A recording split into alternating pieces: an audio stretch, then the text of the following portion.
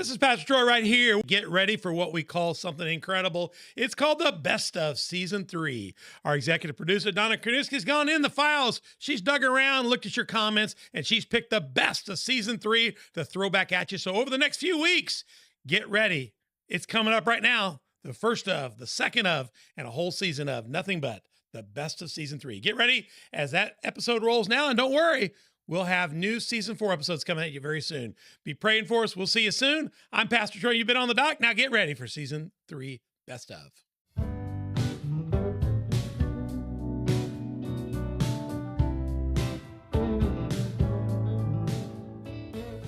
This is Pastor Troy. We're getting ready to launch our next episode with you. And before we launch that episode, we've got something real new that we couldn't put in the episode, but we want you to see it now. For the first time ever in Season 3, we have an affiliate advertising partner, and that is slnt.com. And before we launch our show, in just a minute or so, we want to introduce you to them. You'll be finding out more about them this season. But right now, before we launch this incredible show, check out this advertisement from our new partners at slnt.com. You want to be a part of this, and then stay tuned for the next On the Dock with Pastor Troy and the gang. Here we go. There are more than 8 billion phones in the world, a fact that threatens your privacy, security, and health. With Silent Pocket Faraday protection, you can regain control over your mobile devices. We get it. Privacy and security are inconvenient topics, and you may feel like you have nothing to hide, but the fact is that in the modern world, your laptop is never really off. Your phone emits a signal, even in airplane mode.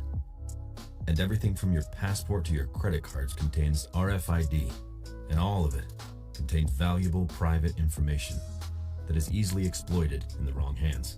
Silent Pocket offers a range of products you already use: wallets, bags, travel gear, laptop sleeves, key cases, but with the added protection of our patented Faraday technology, which turns your devices invisible and safe from the outside world.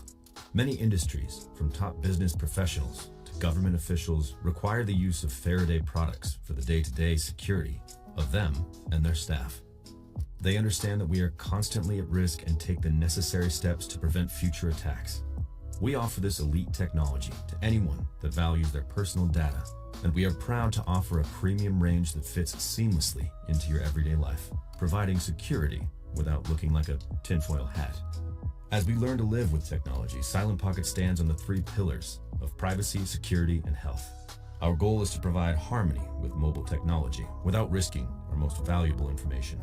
We hope you'll trust us to help you do the same.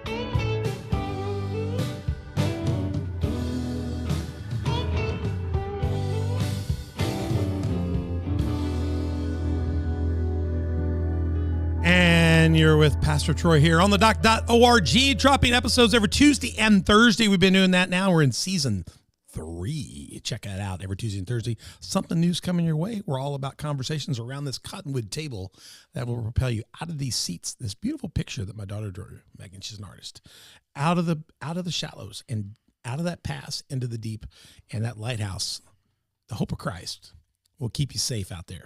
Matter of fact, if you let the old captain be your captain, the old ship of Zion, that's an old gospel song, old ship of Zion. Let him guide you out there. You can do amazing things for God.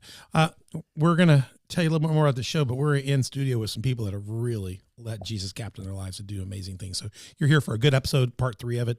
Go to YouTube, Spotify, and iTunes. You can find those other 2 episodes in this series we're in today. You can find our whole last 2 seasons and go back and start in the beginning of Season 3.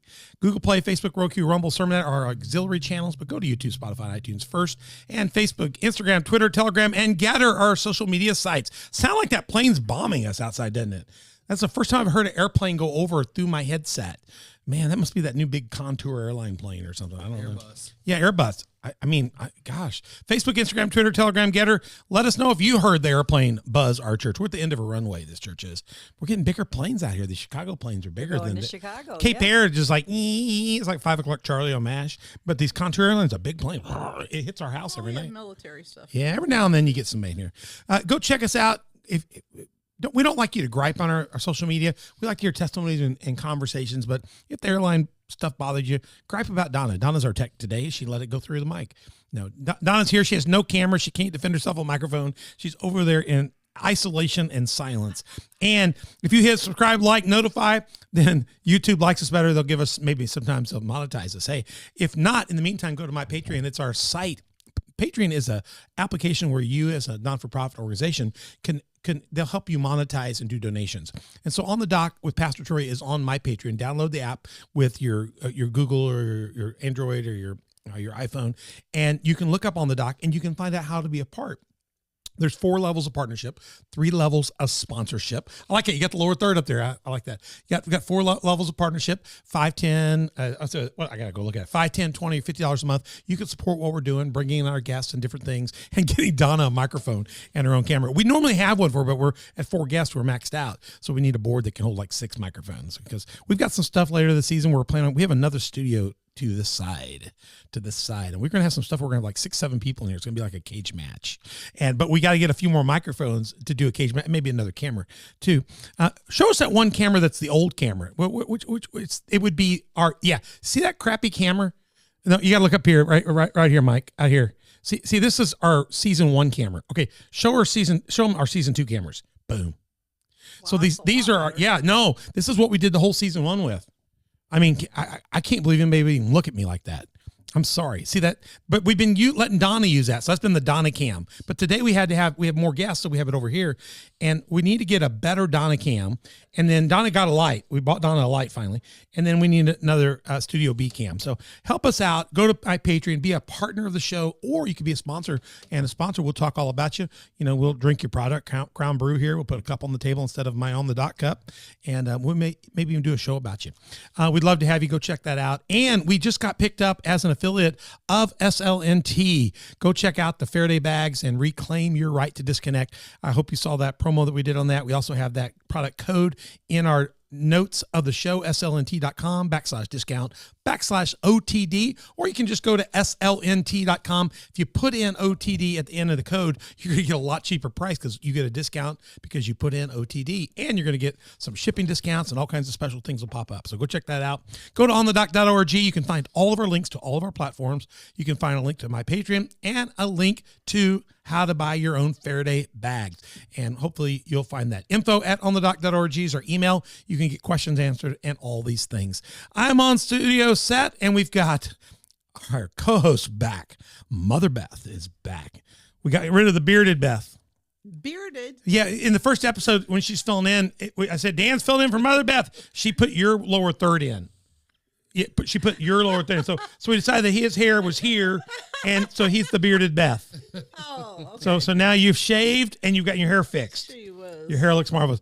Social media, Facebook, Instagram, Twitter, Telegram, Getter. Let us know how Mother Beth's hair looks today. She looks great. Looks beautiful. Got the nails done last week. Got the hair ready to go. We're ready for the holiday season. She wasn't here for the first 2 episodes because she was not moving her Christmas haircut appointment. I dated this episode again. She's not moving her haircut appointment, even for you, Mike or Crystal. Okay. I just found out that worth it. Well, the beautician ladies, the ladies, they get serious about their haircut schedules. At the holidays, it's like she told me she had to get like 2 months ago. Normally she'd get in to see this woman anytime, and now all of a sudden it's like, you better get in now or you don't get in. You have to go in the new year looking like a hag. No. So it's true. I'm getting a perm on the 30th of December, but one of my coworkers is actually doing it because she's a beautician along with working for Take Action Today. So that's a good deal for you. You've got a good connection. You've got a good connection. So we've got Donna over in the booth on tech. You can't see her today, but she is writing us up and telling me stuff on social media. Yeah, she's using Post-it note social media, but it is social media of prehistoric. origin. Take action today, taking it to the street spotlight. They're here in episode 3 today. We're going to talk about challenges and next moves. We're going to kind of summarize up some of their stuff and take a look at it. So we're going to be looking at their ministry here. And on the set here for this episode, got Mike Tyson, the executive director and founder. Again, Mike, you've done a great job in these episodes. Really been great to have you today. Crystal, you were here with us in episode 2, and you're here for the part 3, and you're the director of operations. They told me when you got here that you wouldn't hardly talk at all, that you wouldn't be able to, but you were fantastic. They underrated you so much. Yeah, normally if Mike and I are in the same room, we have to kind of try to, okay, he gave me the half a second, so that's my chance to jump in. Yeah, and Dan co-hosted the first 2 episodes, and Dan's got huge connection to them, so we're going to get in that next episode. He also goes to church here, and so that's kind of how I've got connected to these guys. So we're going to feature that next. But what's cool is Dan can talk too. You get Dan a mic.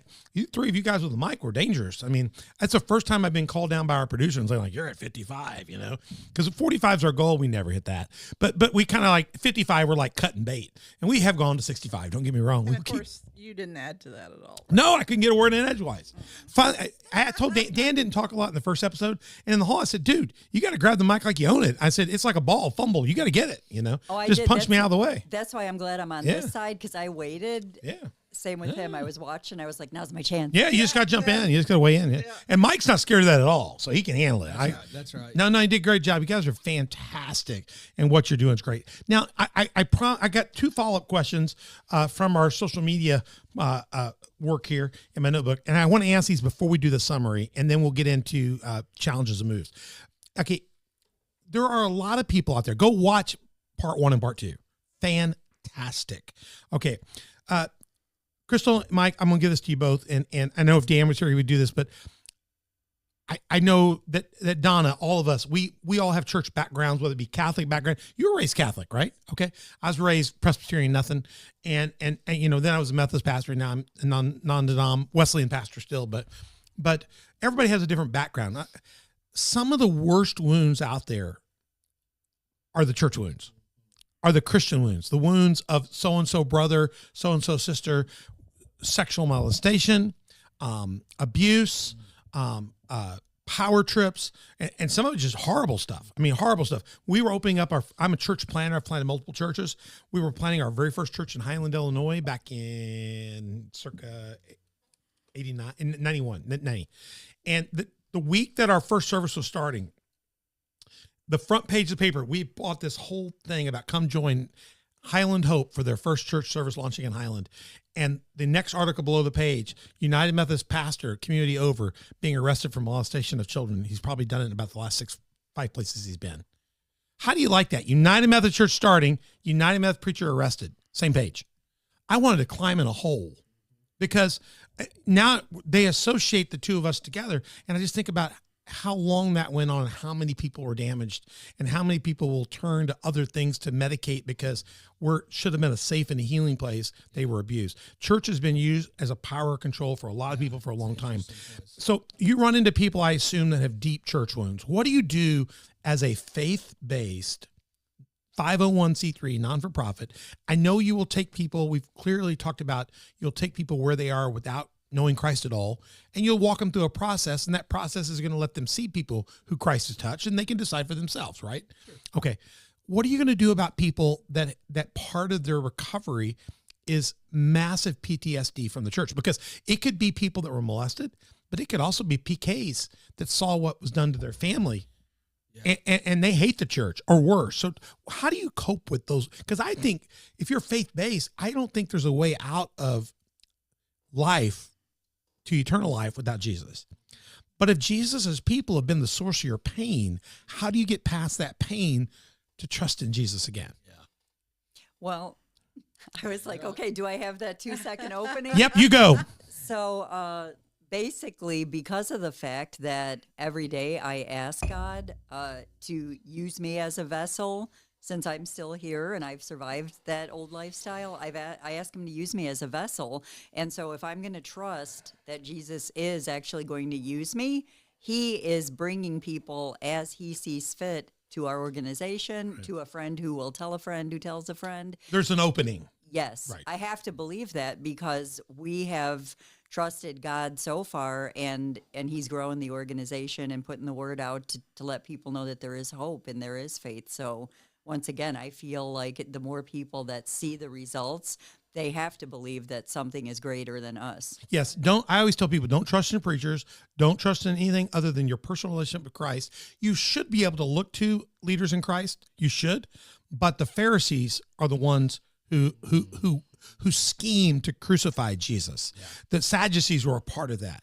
It's always been the religious people that have schemed to get rid of community, personal relationship, a movement. Yeah. And Jesus was a movement. Take Action Today, you've defined in the first episode as a community, as a recovery coaching. Jesus was a disciple maker. You're into making disciples that are recovering. So you've talked about community, mutuality. You've talked about recovery coaching and all that. And you said, I think you mentioned the opposite of addiction. You quoted Johann, how you say his last name? Hari. The opposite of addiction is connection. So if somebody's been disconnected by that, you're actually going to show them a real relationship with Christ. And that may take them time to trust because they would be skeptical. Yeah. But you know what? I think skepticism's okay. Yeah. Well, and hopefully just from the minute they walk into one of our centers, they already can feel that, like, how can I help you? You know, we had someone actually reach out to us on our phone line, and for some reason they said, we'd like to come and wash a load of clothes. And we said, well, you can come up until 2:00. You know, we need some time for washer, dryer, and before our staff has to go home. And they said, I'm not a druggie. And I don't know why they felt the need to put that in the text message. And I was like, how do I even answer that? And I just said, well, we accept, our center is open and welcome to anyone in the community. Feel free to just come in because it doesn't matter what you are or who you are. We're here to provide you that service. I love that. Yeah. Now, if somebody is, a lot of times, like I mentioned in this last episode, they see somebody on alcohol, they see somebody on drugs. A lot of people see, well, they're down and out because they're on alcohol and drugs.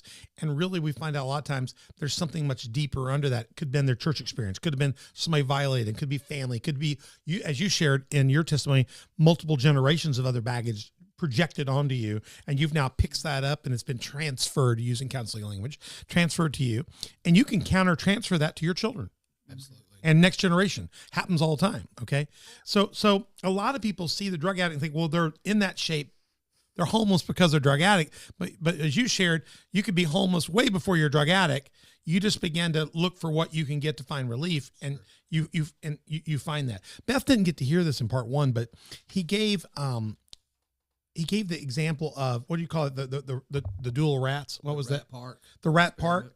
Well, the first one was just the test of the two rats. Yeah. It was Explain that one more time. It was the basic experiment done back in the 50s that basically explained behaviorism from a psychology, why people would become drug addicts. This is powerful. Yeah, so they took these rats and they put them in basically a sterile, almost lab type of environment, and they basically had two choices. One was a liquid nourishment, and then another one had liquid nourishment with a drug in it, cocaine or heroin. It was some typically thought of as super addictive substance. And what they found was that the rats preferred the water with the drugs in it, the substance in it. So this research experiment led to the foundation of a lot of the way we approach addiction now. But what somebody figured out during the 70s was they came along and figured out that the rats were in this sterile, plain, ordinary, boring life.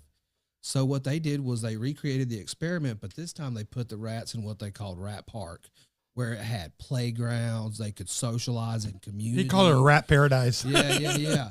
So what they found was that the rats no longer chose the liquid nourishment with the drugs in it. They chose the regular water because all their needs were being met by their community. Really? Yes. So this has led to this gentleman, Johann Hari. He's got this TED Talk. It's Everything You Think You Know About Addiction is Wrong.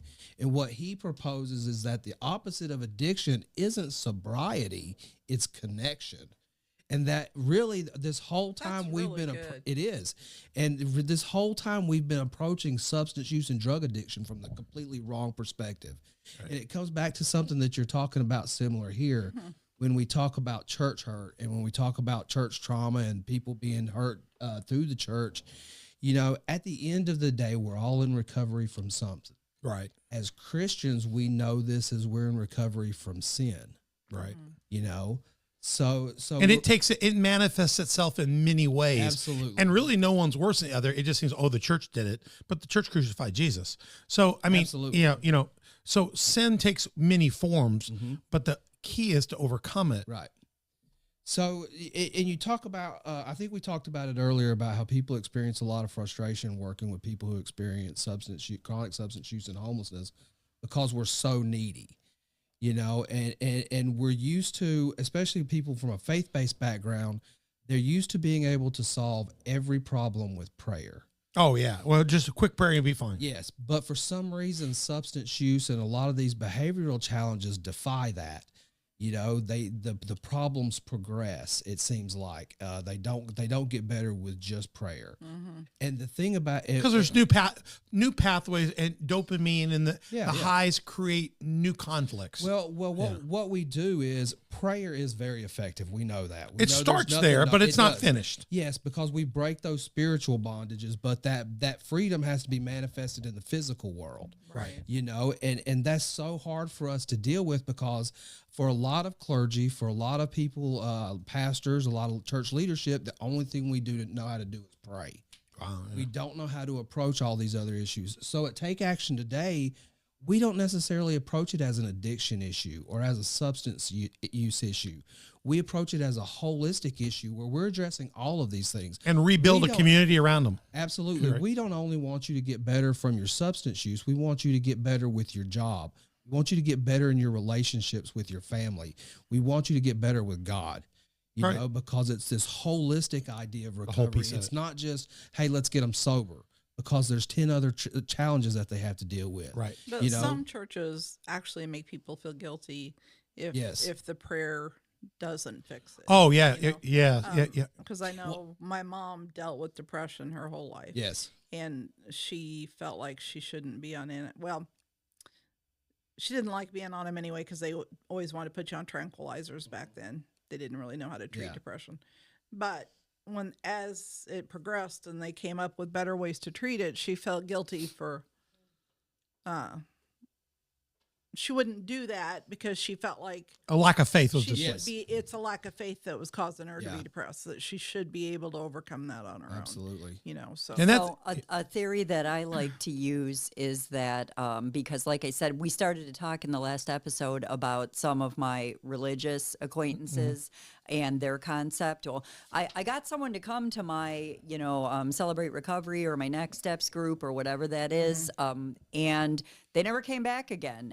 And for some people, that is they can't not ready to deal with the God issue. So I've said, refer them to me, let me work with them a little bit. Maybe if they get to another place, they'll be receptive to that, but maybe just not right. But you off don't the have to bat. deal with that piece now. There's other pieces of the Yes. whole world. Holistically, you're dealing with other challenges. So, right. so if they're discouraged and they never come back there, they may die like that versus just saying, hey, if you're not ready for this, let me refer you somewhere else. Right. But I also personally believe, so like for my uncle, the one that I was raised with, he died in his alcoholism.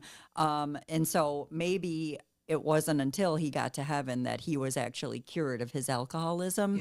For me, it wasn't a miraculous, hey, I woke up and I don't feel like using drugs anymore and I've Right, never used right. again. Yeah. So for me, God had to work on all these pieces to make me a whole person in him to then be of value to help someone else. And I want to say something radical as a pastor here. I'm a pastor professionally. I need people to hear this. You can be on drugs and on alcohol as an addiction and still be a Christian that's saved. Yes. Absolutely. I think most people in their mind come from an old church background, think, oh no, they've fallen from grace. The Lord knows how he made you, and he knows your addictions and he knows your proclivities. I'm prone to diabetes. So some people aren't, some people are. Some of that's I'm fat. You could say, well, I deserve that, or no. Each of us are different. God knows my heart, and God knows what my struggles are. And you could be the thief on the cross and be saved. The thief on the cross was guilty. Yeah. He just threw himself on the mercy of Jesus. Yeah. He doesn't know how he got there, but all he knows is the guy in the middle said I could come. Yeah. And because he really reached out, there was community. The other thief was in the same condition, deserved to be there, and rejected that, and he got to go. Free will implies a lot of things, but free will doesn't mean you're free of all your issues. Well, exactly. But so, my sobriety date is June 12th, 2005. That was the last time I used a substance, but it took years to heal. And I am still being changed from glory to Absolutely. glory because I struggle with boundaries. I struggle with Of course. judging people sometimes because if they just read the email, then everything would be okay. So I still have, And my this is sins and called my struggles. discipleship. It's the Yes. process. But it is the process. But I also I'm not cured. I still go to my spiritual mentors, Right. my boss. I had I've got lunch to with vent. my spiritual father Yeah. yesterday. I've got to vent. I told him today I have to vent, and then I'm going to ask you if how I worded this email is proper, because I'm not just representing myself. I'm representing Take Action Today, Recovery, the Lord. So I'm like, so I just need to vent about it first, and then tell me if this is proper or not. I still need to ask for help. So we're Well, all yeah, in a 'cause process. You're still a Monica. human being. Absolutely. We all are. I think one of the things that makes us different at Take Action Today and in peer support services is some of the things that you guys talk about with church hurt is a lot of judgment that happens and goes on. Huge amounts. We remove that judgment in what we do. Right. We're not judging you based on anything that you've done, anything that you've said. We just want to help you. We just want to support you. Right. Whatever that may look like, whatever you want that to be, that's what we are going to be for you. And it's a different place. It goes back to that power dynamic we talked about in, I think, the last episode, where it's not me from a place of superiority telling you what you need to do to get better. It's me looking you in the eye saying, I'm a person with these problems too, and this Right. is what I did to get better. Yeah. And as I said in the previous episode, Charles Spurgeon said, evangelism is one beggar telling another beggar where to find food. If you're attending a church and there is no grace for mistakes, you're in the wrong church. Yeah. Because they're following a different God. Our God was not a God of perfection. He gave the Jews 666 laws, which they couldn't pass because they said, we want to do it our way. We can't do it our way. We can only do it by the grace, mercy, and love of Christ. So slipping's not the unpardonable sin. The unpardonable sin is never trusting in Christ. So if you can trust in Christ in your frailty and be saved, and you can trust in Christ and slip and still be saved. There's a difference between, it's not the sin that sends you to hell. It's the rebellion against God that sends you to hell. The Bible says all sinned and fallen short of the glory of God. The word sin is amaritano. It's not really sin. It's falling short. And as long as you're striving in the process toward, God knows your inclination. The Bible says, does your heart incline toward God? And I think as long as you're better today than yesterday, and you can take a step back and still be better than yesterday if you learn in the peer recovery process what tripped you, what caused that, you'll be Yes. stronger next time, right? Yes, and that's what we use, what's called the recovery action plan, and there's a lot of different people call it a lot of different things, but since there's a lot of stigma and they're changing language now, it used to be called the relapse prevention plan. Now they're saying that's a little stigmatizing, so we call it the recovery action plan. That is we work with you on that. You decide. Let's just say, for instance, you say, I really think I need to work on getting a job before I work on getting an apartment. I'm safe where I'm staying at right now, so maybe I don't need housing and then a job. Maybe I need, you know what I mean? And once again, it's person-centered, so it is up to you. Now, if for some reason, in our view, it seems like it might be a little unrealistic, like you say it's safe there, but then you're telling me that the people you're staying with always fight and argue. Maybe you don't see it because you're just like, I have a roof over my head. We may use motivational interviewing to say something like, well, are you concerned at all that this is causing you to maybe not be as focused on looking for work because you're focused on that? So we try to find ways to just have you to see if your decision is good or bad and if you still want to move forward with it. So once again, it's about what you want, not what we think you need. Right. Let me get into your stuff. TakeActionToday.net. Go to their website. Check it out. They got a Facebook site. It's on the screen. Facebook.com/TAT.SO.IL. You can check that out and link to all their stuff. They've got a list of programs. I picked up at their gala an incredible brochure that just listed all kinds of things. Peer recovery support program. I guess that's your root program. Is that where you started? Sure. So to get started, if I want a peer recovery support program, I've decided I want to quit drinking. I've decided I want to quit using drugs. I've even maybe started to deal with those things. Maybe I've come out of a program, but I got to put my life back together. Or I've just identified I need help. How do I get to you to help me help me? Yeah, so we have a couple of different access points that we rely upon. Typically a phone call, like a lot of people do. We take self-referrals, people walking into our resource centers. We also take referrals from other agencies. That's good. So the idea is to create as many access points as we can for people, because people are all in different places and they all get there in different ways. So one of the first things that we'll do with an individual after they reach out to us, typically it's I need to get to treatment. They already have in their mind something that they need to do to start their process. So we'll meet with them. We'll perform a non-clinical screening and assessment on them. We screen for mental health, substance use, trauma, and suicide risk. And then we begin trying to address those challenges, predominantly by doing what we call removing barriers to recovery, which for some people that might be finding a bed space. And that's kind of what you were just talking about. You're going to start assessing those factors around them. Okay. So what we do is we first respond to the immediate need that they're experiencing, and it might be something like that. It might be the need. It could be the highest threat or the highest. Yeah, basically. So a little triage. Yep, a little bit of triage. So once we get them out of treatment, or maybe they're not at that level, maybe they just need some regular support. So we set them up with one of our peer recovery specialists. They'll set a regular schedule for meeting them. The peer specialist will sit down with them. What's a normal frequency for something like that? Normal. I mean, I know everybody's different. So our recovery support program is a 6 to 12 month long program. It's a phased program. So in the first phase, you might meet with a peer specialist once or twice a week, depending on what the person's needs. Yep. If a person needs to meet with somebody 5 days a week, that person's available for 5 days a week. If they only want once a week, that's okay. After a couple months, and so what the peer specialist will do is sit down with them, help them identify their own goals, what they hope to achieve through recovery. Crystal mentioned motivational interviewing. Motivational interviewing is a very non-confrontational technique that's really about getting the other person to vocally verbalize what they want to do rather than you telling them, because it's a much more powerful thing when we audibly say that. Right. So they would do that. They would meet with them that first time, then start setting up a recovery action plan then to achieve those goals. Now they have something to look at every week when they get together and meet. Hey, are you doing this? Are you doing that? What can we do to help you get back on track? What are you doing? What new goals do we need to set? Things like that. After a couple of months, it might transition to meeting with them twice a month rather than once every week. And then eventually once a month, and then they might complete the program and receive a certificate from us. And then hopefully, if things are going really good, then we'll start recruiting them to come into our training programs, because it doesn't stop at completing our program. Now we want to see how far you can go.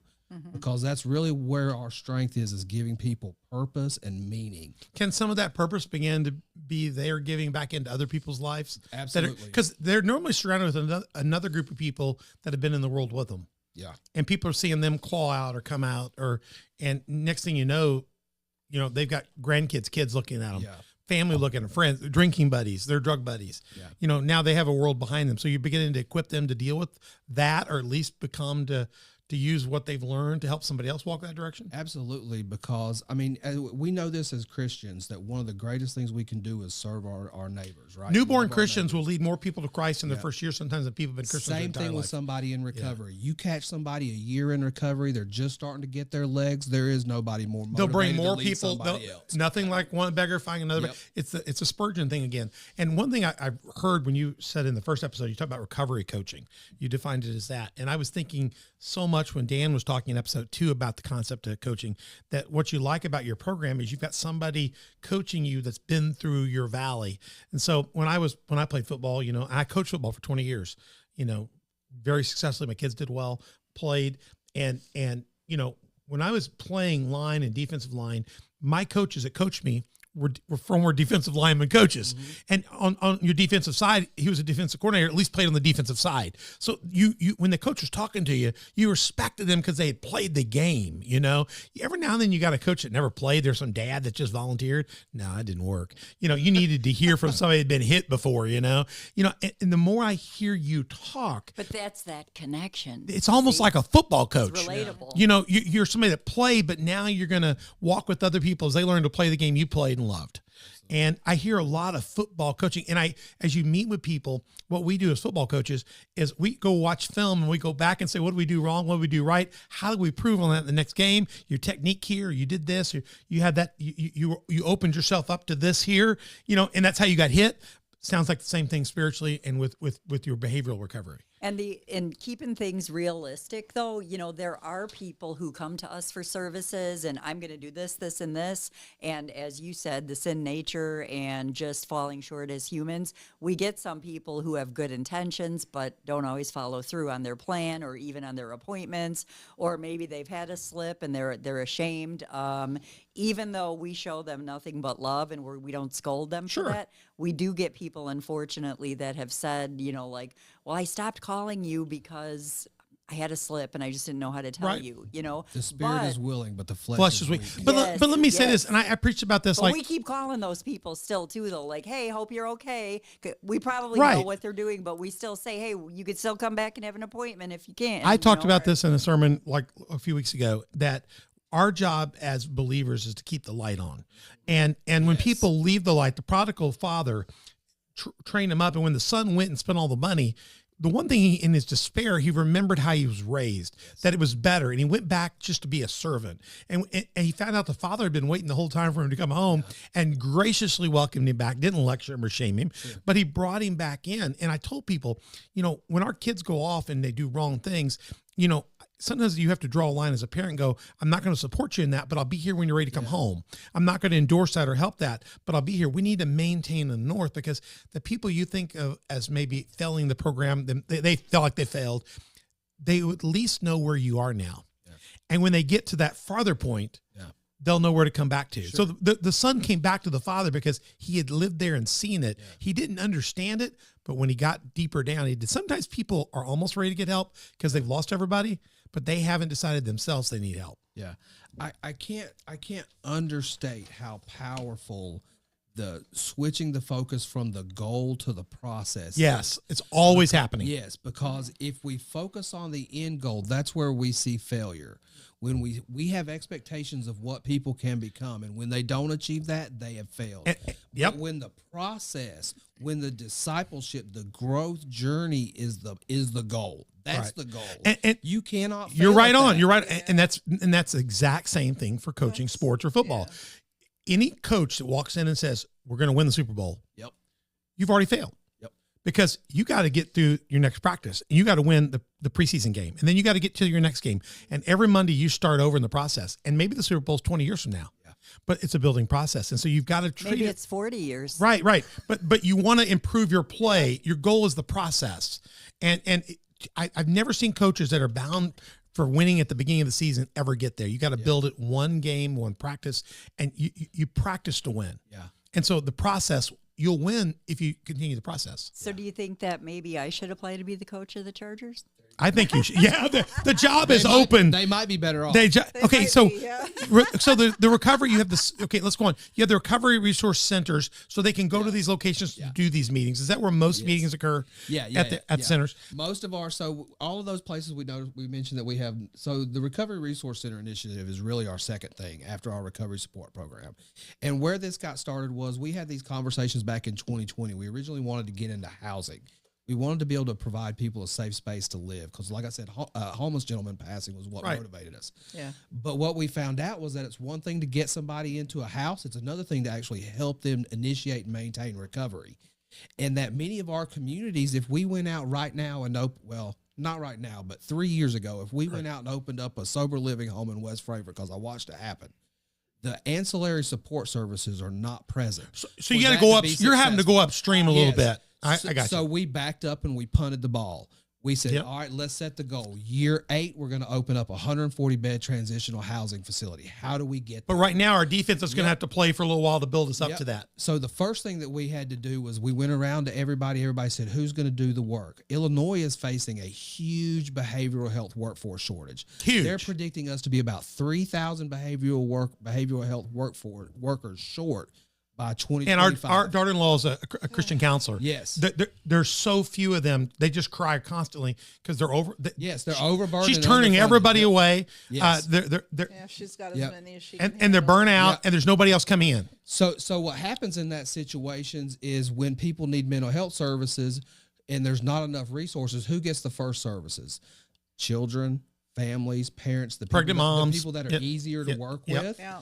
But that 10% of people that are constantly struggling, constantly needing support, they're the ones that typically get excluded from services. Absolutely. So yeah, they're the least thought of out here. They're just like Yep. they're already marginalized, and then they're not even allowed back on the playing board. Yep. Yeah. So we had to create a workforce. Who was going to do this work? That's why we turned to people with lived experience. We found a state certification where we could train people to become professionals, not be some fly by night coach that got a certificate off the internet.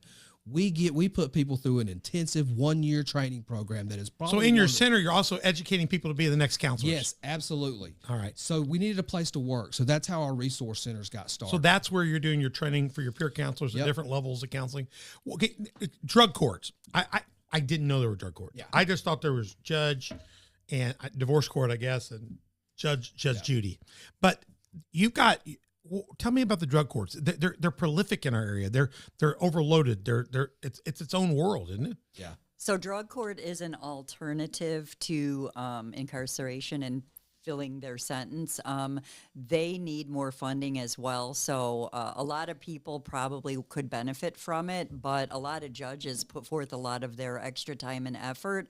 But once again, it's just far and few in between. So, for instance, I'll use Williamson County, which is Judge Gill. So she saw the value as some of our staff. And advocacy is something else that we promote. We promote self-advocacy, but we also try to help people to advocate for themselves, because now, if I had just met you today, would you know that I used to be homeless and No. snorting, using crack cocaine? And okay, so if you advocate for yourself as a person in recovery, I'm not the drug addict. I'm the person in recovery. So if you introduce yourself that way, people will take you more serious. I'm confident and firm. I'm not that old person, and They I won't, see the transition. and I won't. You're not what they thought I'm they not were. going to be treated that Right. way any longer Right. because I'm not that old person. Absolutely.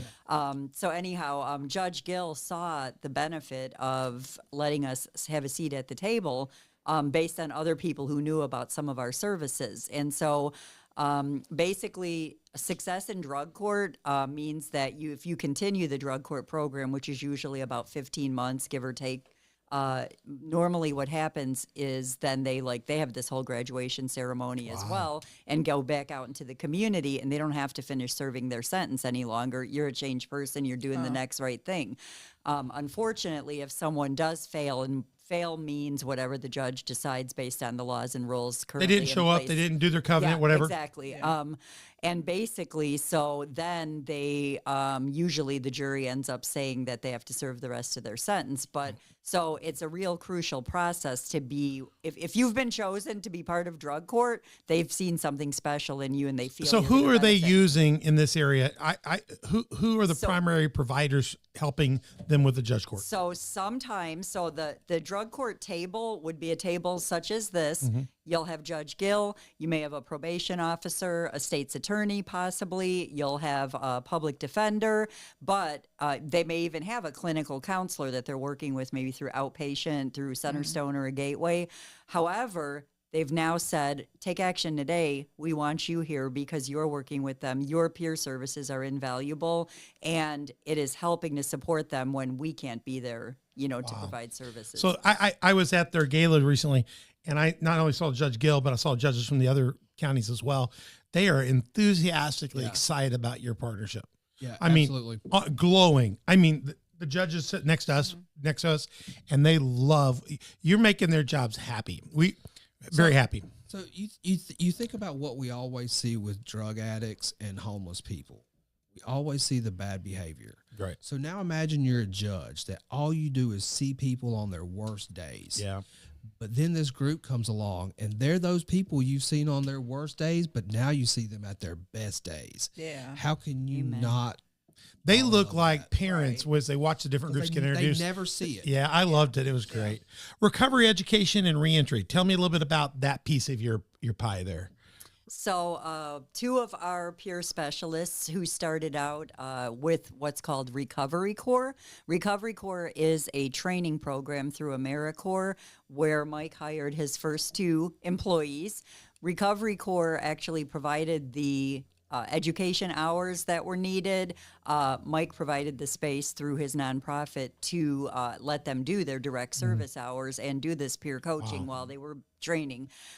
So Paul, who is one of our peer recovery specialists, but now he's also in our CMHL, which is Community Mental Health Liaison, which I think is That's somewhere, next. somewhere on down the list. So him and Leanna were the only two peers at that time, and Mike was overseeing the organization. He literally did a lot of research, used some portions from when he was in treatment to say, this really helped me when I was in treatment, and basically came up with a curriculum. Sheriff Kyle Bacon was on board. He said, what we're doing obviously isn't good enough.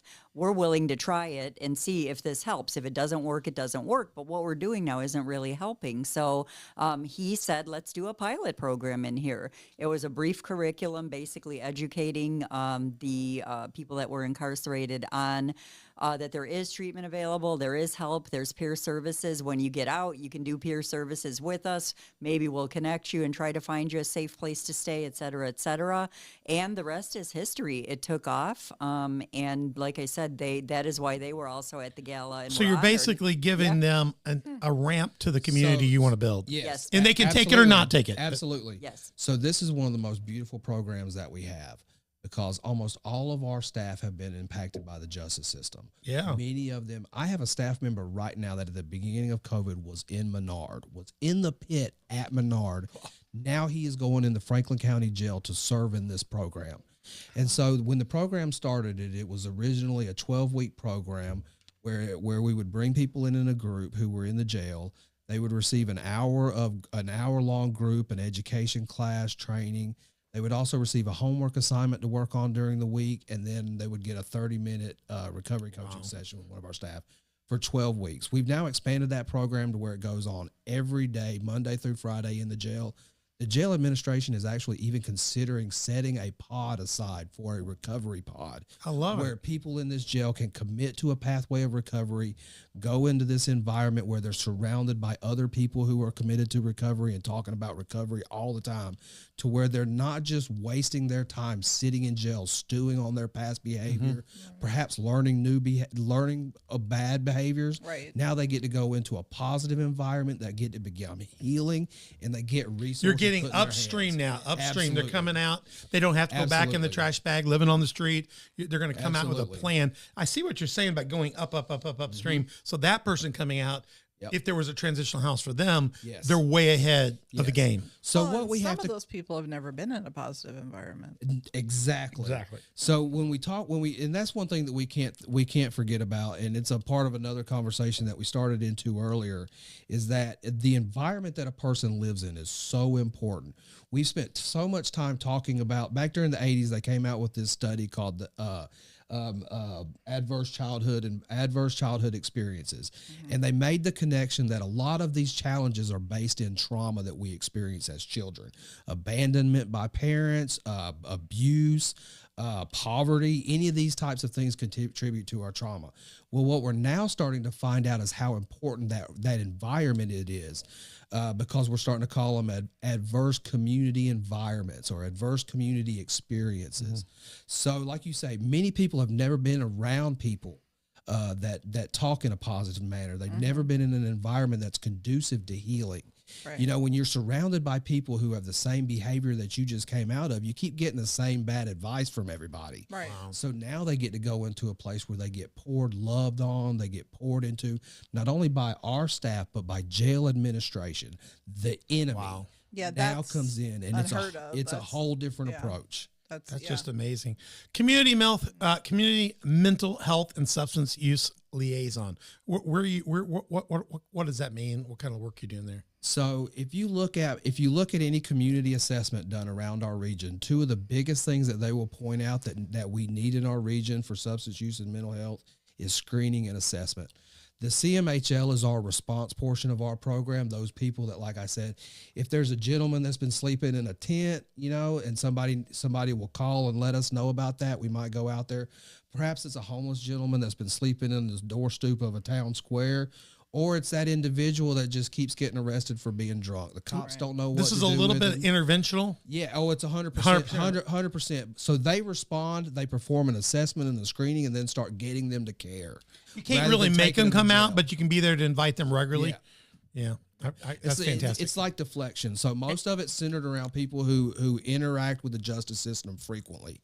So we work closely with judges. That's why you saw so many judges there. Yeah. Because we're providing a They're going to service say, we're them going to give you a that chance nobody maybe to go else to drug can. court, but why don't you talk to them first and see if you can be assessed. And then if you get an agreement, then everybody's giving them ramps. Yeah. And this is somebody that helps them connect to that ramp.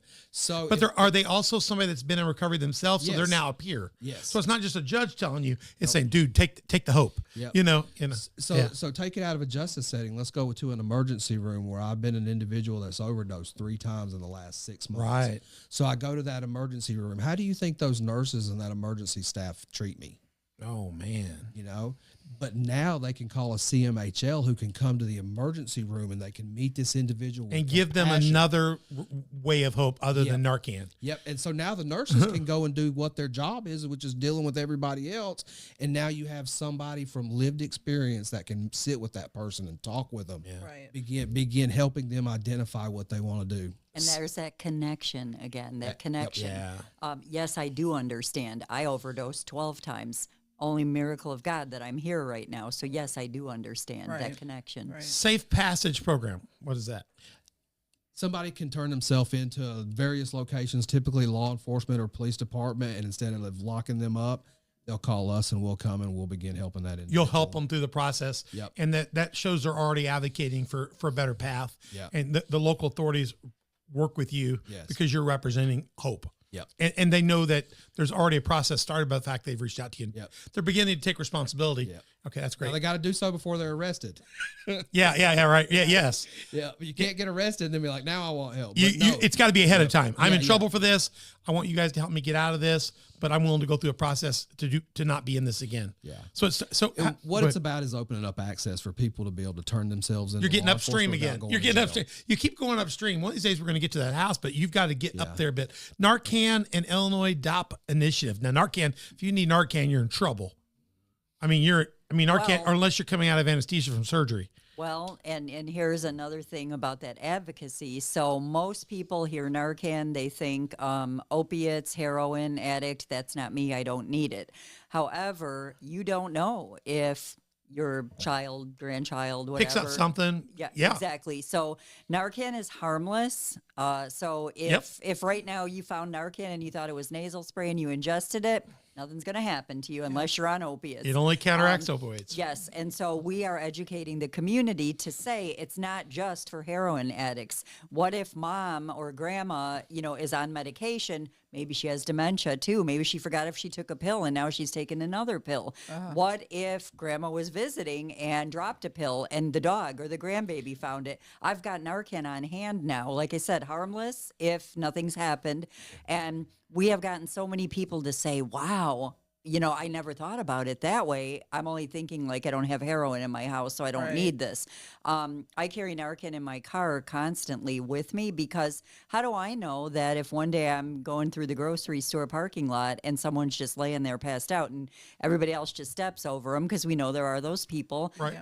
So, once again, maybe I use my Narcan. Maybe I tell someone else, would you mind calling 911? I'm not sure what's going on, but it's not going to hurt, unless. So you're helping yeah. get people aware of what it's for. Yes. Are you helping provide it to certain places or anything? So that's where the DOP comes in. The DOP is part of Illinois' drug overdose prevention program. So a lot of people don't think that overdose is a severe problem, a significant problem within the rural communities, but it actually is. One of the things that I noticed 3 years ago when we got started, and I'm going to start into this not saying that's anything that Take Action has done specifically. It's been a result of a lot of actions. But where I live at in Franklin County had an overdose mortality 1.5 times the state and national averages. High. That means if you had an overdose in Franklin County, you were probably going to die. Right. You probably Right. weren't going to get the help that you needed. Okay. That has come down. It's about half the rate that it was 3 years ago. Wow. And a lot of that is because we are putting so much Narcan out there everywhere. You go Okay. in some places and there's dispensing machines for it. Well, how are you doing? I mean, I've always heard it's really expensive. So that's where the DOT program, the state pays for it. That's Okay, so fantastic. the You know, state so provides they it give it and- to us and then we give it to everybody. Do you have to do some training with people on how to use it or how to so apply we it? do offer training. We do have an overdose awareness training. So you don't need any training to use 'Cause you can't Narcan really hurt because somebody you can't with hurt it. anybody. Right. You Right, just right. shoot it up their nose. People don't realize But that we it's not offer- methadone. You know, Right. it's Narcan. It's a Yeah. counteractive to opioids. Yeah. Opioid affects a receptor in the brain. This counters that immediately. Absolutely. My dad's a surgeon. Yeah. They put you out. Anesthesia doctor says, wake him up. They give him Narcan. Yeah. It reverses the anesthesia, Yep. the fentanyl or whatever. It reverses it. But that's controlled. Many people, if you've had surgery, you may have been given Narcan to be woken up. Yeah. So, So here's something else too, is that so from our perspective, being there and having that lived experience, so my drug of choice was crack cocaine.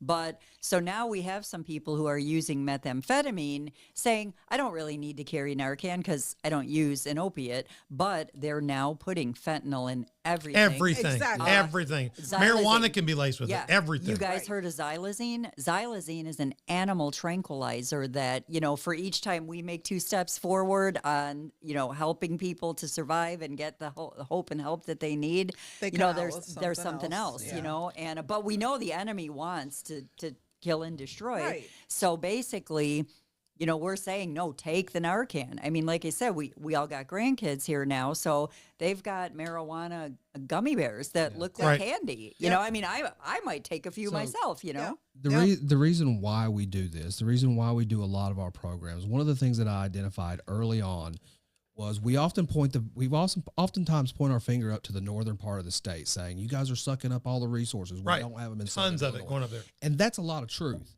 But what I have found out too is that the other side of that problem is that we don't have a mechanism in Southern Illinois that actually tells what's going on in our communities. We're being left out. Because when you don't have the behavioral and mental health providers, you don't have the people collecting the data. There's no stats. And There's then no you- numbers. Yep, and then you don't have people telling that story in an accurate way.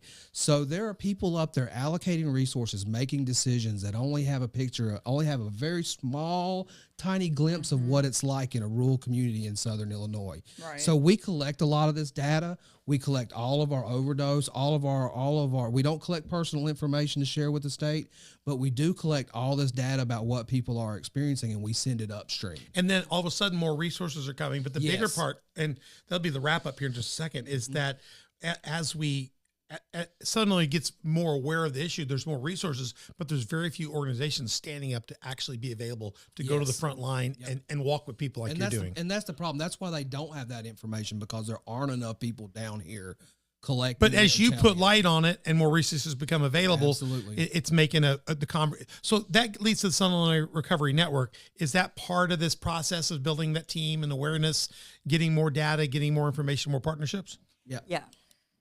Yeah, go ahead. So Southern Illinois Recovery Network is our collaborative effort between the lower 18 counties in Illinois, because we can't do everything ourselves. We don't want to do everything ourselves. We are already way too spread out.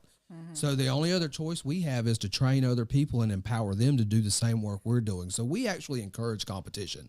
That's what makes us different. We want to empower our competition to do the same job. But we're that's doing. also going to bring more resources here. Yep. So there's more So awareness. that's how we do it as a stronger region. coalition. Right. Yep. Because we're not Chicago, but the 18 counties can start Yep. at least being heard. Because what do we know? We know a strand made of 1 or 2 strings can be easily broken, but what happens when we add a third and a fourth and a fifth Yes. string? Right. It becomes unbreakable. Right. And we are much stronger as a region, as a community, than we are as separate individual entities. So the last thing on the list, and we're going to come back to the last one next, but that leads to coalition building. You're always working to build partnerships. I'm the president of the Heron House of Hope board of directors. We started the feeding program here in Heron. John Steve, go watch the last show in season 2, the amazing Heron House of Hope, and we had John Steve on. And John co-hosted with us on an episode for this season as well. John's story is incredible. He came from prison, came from gangs to Chicago. I was the one who came back and hired him and started the process here. I left here 20 plus years before then, so it'd be 32 years ago, with nothing happening in that area. I came back 20 years later as a pastor back here again, and the pastors were still talking about the same problem of hungry and help, the things happening. Yes. And I said, you're kidding. And one of my colleagues that was there when I left, he looked at me and said, yes, Troy, we're talking about the exact same thing 20 years ago when you left. Yep. He said that. We were both junior pastors.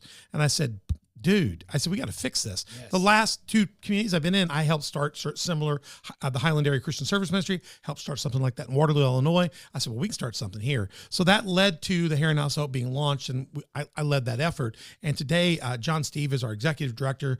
We fed almost 500,000 people, over 1,000 GEDs, all that. And our next phase is we just got a whole new building next door that equals our footprint. And our dream is to add a community wellness clinic, to do mobile clinics. Hopefully we can come out and partner at some of your places. But And it's funny that you say that, because we recently volunteered to serve some meals over there with John. Yeah. John said the prayer over our Walk for Recovery that we had last August. And so he said, hey, if you want to have some people come out during our lunchtime, Absolutely. maybe somebody, wants to sign up for your services that doesn't even still know, even with all Right. the That's right. advocacy. Well, we're going to get more intentional. What is the thrift store is going to be moved out to its own place next door, and the thrift rooms are going to become an educational, a wellness room, a place where you guys can come and do workshops and at least introductory things.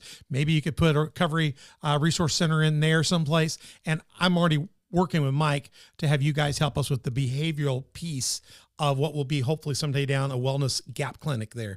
We're already talking about doing it as a mobile version. The county health officials in Williamson County have already supported us and endorsed us. The local emergency management people have already endorsed us and supported us. We've already got huge foundations here giving us money. And Mike and I have been conniving over lunch about how we can build this clinic and even an emergency shelter. And him and I really have a long-term dream. We'd both like to see some transitional housing here. So as we get to the inside of this coalition building, I just met him a couple of weeks ago. We've already had lunch a couple of times. We're doing a show together. That's cool. Chicken wings are the food of social That's change. right. And it's been fun to see it. And so what I bring is a Hands Hope Foundation's medical side to the Heron House of Hope's feeding program. And you add to that, Take Action Today's ability to deal with the behavioral side of it. And you have a partnership that could begin emergency housing You have and a lead to community. transition. Yeah, we have a community. And there's all those connections. And paradise is starting to look a little better for the rats. That's right. You know what I'm saying? right. There's some hope there because Yeah. you're not stuck with only one choice or nothing. Nope. And I think our dream, openly is you'd like to see some recovery housing. You want to finally get to where God started you. Absolutely. Yeah, we're going to get upstream enough, get people well enough, both mentally, physically, and emotionally. And hopefully, even with the clinic, we can treat some of their issues, hypertension and diabetes, things that keep them from being able to hold a job because they just can't function.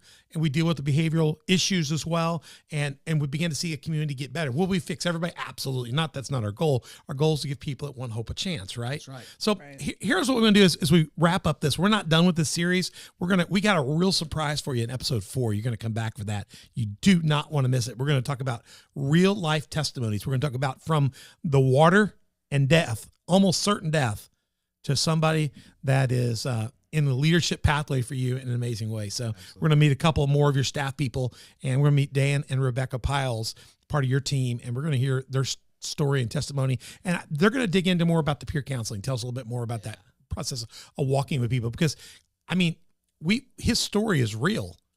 And he's been a part of helping you guys lead other people.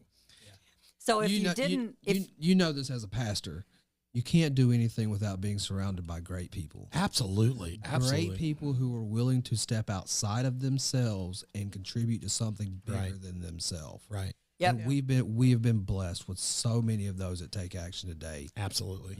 People who there was something in their life that meant to destroy them. And now they're taking those experiences and using them to impact other people's lives. Yep, and you cannot shut off that compassion. It's just sometimes we're in a meeting where most people, you hear the word meeting, you think, oh, another meeting. We get excited. 'cause we're Opportunity. like, opportunity. Hope. Yes, Opportunity. and we could do this, and we could do this, and we could help them, and And that's the just- light. And That's you the can light. see it at the How many gala. people love their You can see dogs? you can see it at the could see gala. it at the You can see it at the gala gala. the other How many night. people love their Our dogs? Hands of Hope galas feel like that too, because people are getting to go do medical. They're seeing what their money's done to educate people overseas, or they've changed something here. When you give people real hope and they can see real proof and real And they production. see that you're really doing Genuine, something that's yeah. making a difference. Yeah. Yeah, that's where I'm going to help big time here, because we're going to have Dan and Rebecca in part 4. But before we get to part 4 of this series, I want to say this to you. Take Action Today would really like to get eventually to recovery housing. Here in House of Hope and the Hands Hope Foundation that I lead, we would really like to get to recovery housing and transitional housing. We've talked, we're going to collaborate. We believe, God, that there's somebody out there, whether you're in Franklin County or you're in Williamson County, whatever one of these southern counties, we believe somebody out there, you have influence, you own or connected with old nursing home, a hotel. I don't know. What we need is a place where we could put some apartments and some housing in a controlled setting and give people a place to have one step toward their own place. Something in between a HUD house and there, something between an emergency shelter and the finish line. It may be a place for 6 months or 8 months or 9 months while they're in a program. We need you. In the Marion community, there's a place called the Lighthouse, and it is there for 30 days. They help people get into emergency housing.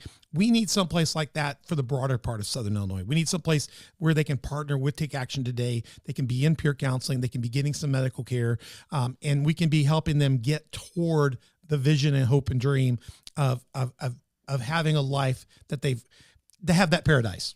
Yeah. And it's doable, but we need a place to work from. So if you're out there and you're interested in that, let me tell you right now, online, right there, you can see on the screen, recovery@takeactiontoday.net.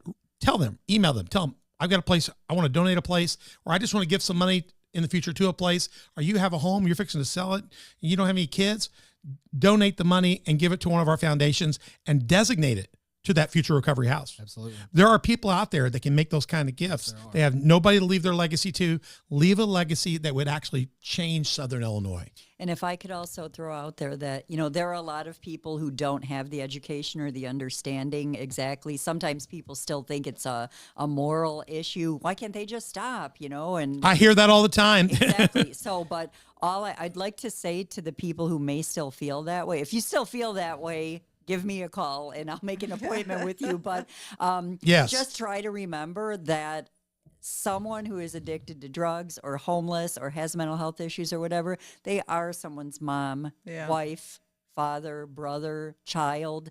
Please, if you can only see it from that point. Yeah, let me say this. A lot of times I told people back early in my ministry, they're really having behavioral difficult kids, something like this. I said, one of the best things you can do maybe is encourage them to go in the military.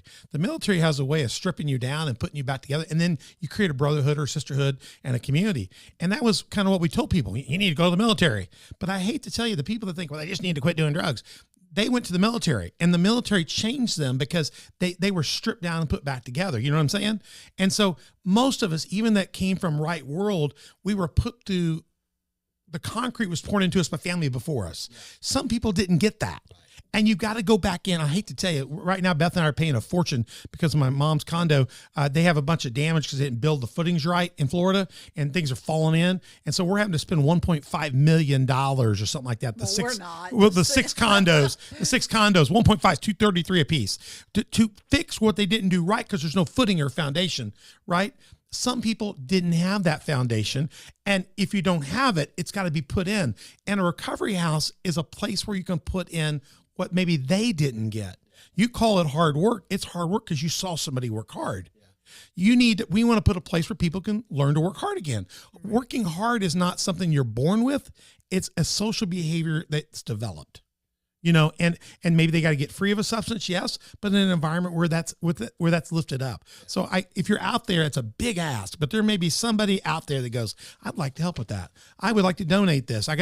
We have an Edward Jones account. You can transfer stock to the Hands Hope Foundation, and I'll make sure that it gets to Take Action Today here in House of Hope to build that recovery center. We are believing God after the clinic. Very soon, the recovery center's next, but we're waiting on you. We're waiting on you out there to help us. Somebody in Southern Illinois has got a place for us. Yes, they do. God is ready for us because Amen. You've been patient going back upstream to fix the problem. And so right now, I just want to believe God's going to let us get in the stream, come down, and see that recovery house become a reality, because I think that's the start to people having a new pathway. Yeah. And it's exciting. You guys have been a blessing. We're not done with this series. We're going to be back in part 4 with Dan and Rebecca. This won't be the last time you hear from these guys at all. But it's been great to have you guys on the show, Mike. Thank you Awesome. for Thank you. having We us. appreciate it. Crystal, wonderful job so much. And thank you for Donna taking care of us today. We've been long on all episodes, but these have been some of the Hashtag bring Donna back. Yeah, bring Donna back right there on thedoc.org. That is our website. Go there, find out how to link up to us, and info at onthedoc.org is there. Check out the show description. I'll have links to Take Action Today and how to reach out to them. You can always email us there. We'll get you connected and watch all these shows. They're fantastic. Go to YouTube to watch those in archive, Spotify and iTunes, Google Play, Facebook, Roku, Rumble, and Sermonet, Facebook, Instagram, Twitter, Telegram, and Getter are our social media partners. Talk to us about that. If you want to give that gift, reach out there, but email us. We don't want to miss that. And check that out. Subscribe, hit like, notify. And you can go to my Patreon. There's 4 ways to be a partner of this program. And if you've enjoyed it, and there's 3 ways you can become a sponsor of this program. And don't forget slnt.com. Get that Faraday bag so the Chinese will quit listening to your phone and sending you stuff you don't want. People are stealing your stuff and your information. I told the whole story in the first episode. I told the whole first episode in this. Yeah, Beth is one that caused this. She got the first notice about J.G. Wentworth. And now my Faraday bag is coming, Beth. slnt.com, promo code OTD. Go check that out, and we get some money. You get a big discount, and you help our show out that way as well. If you don't have a church home, come to Community Faith Church, 10 o'clock on Sundays, 6:30 on Wednesdays in Marion. Where do you guys go to church at? I live in Johnson County. In Johnson County. Yeah, I'm at Shawnee Worship Center. There you go. Shawnee Worship Yeah, Center. we've been going to Redemption just in between West Frankfort and Johnson. There you go. There's 2 churches right there. Reach out to these guys. They'll get you in a place too. We just want you to get in a church where the gospel's being preached, and we want you to get on a pathway where God can be glorified in your life. So you've been on the dock here with Pastor Troy, Mother Beth. Been good to have you back in studio. With great hair. Yeah, with great hair, of course. Mike, a pleasure. Crystal, thank you so much, Donna. And we look forward to seeing everybody back for part 4. It's going to be incredible. We hope you're enjoying this. Pass it out. Share it with everybody else. Be a part. And if you're that person out there that has that place, that property, that thing that can help us make that recovery dream come true, just do it. And if not, go to takeactiontoday.net and make a donation anyway. And we'll see you soon. I'm Pastor Troy, and we're on the dock.